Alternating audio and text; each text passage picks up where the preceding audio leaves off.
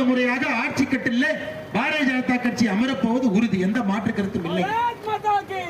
இன்னைக்கு 400 சீட்டுக்கும் 450 சீட்டுக்கும் இடையில் நிற்பது நம்முடைய தமிழகம்.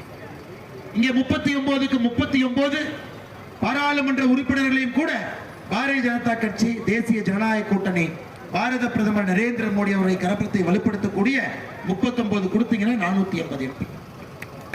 ஆனா இன்னைக்கும் நாம மாத்தி திமுகவுக்கும் பங்காளி கட்சிக்கும் ஓட்டு போட்டோம்னா பாராளுமன்றத்தில் 2 ரூபாய் வடை சாப்பிடுவது மட்டும்தான் அவர்கள் வேலையா இருக்கும்.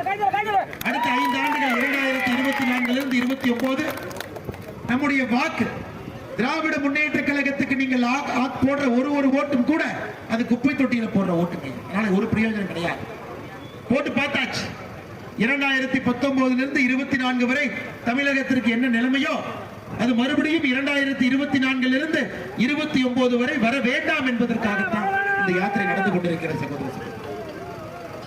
நம்முடைய எம்பிக்கள், நம்முடைய பாராளுமன்ற உறுப்பினர்கள், நம்முடைய சொல் பேச்சு கேட்கக்கூடியவர், மோடி ஐயா கொடுக்கக்கூடிய வளர்ச்சி திட்டத்தை நேரடியாக மக்கள்கிட்ட கொண்டு சேர்த்து கூடிய தகுதி இருக்கக்கூடிய அவர்களை இந்த தேர்தலில் தேர்ந்தெடுக்க வேண்டும் என்பதற்காகத்தான் இந்த யாத்திரை நடந்து கொண்டிருக்கிற சகோதர சகோதரி.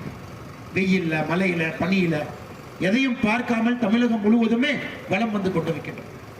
காரணம் ஐயா, இங்க இருக்கக்கூடிய ஆட்சி என்பது மக்களுடைய உழைப்பை எல்லாம் சுரண்டி ஒரு குடும்பம் பிழைப்பதற்காக இன்னைக்கு திராவிட முன்னேற்ற கழகத்தினுடைய ஆட்சி இருக்கு.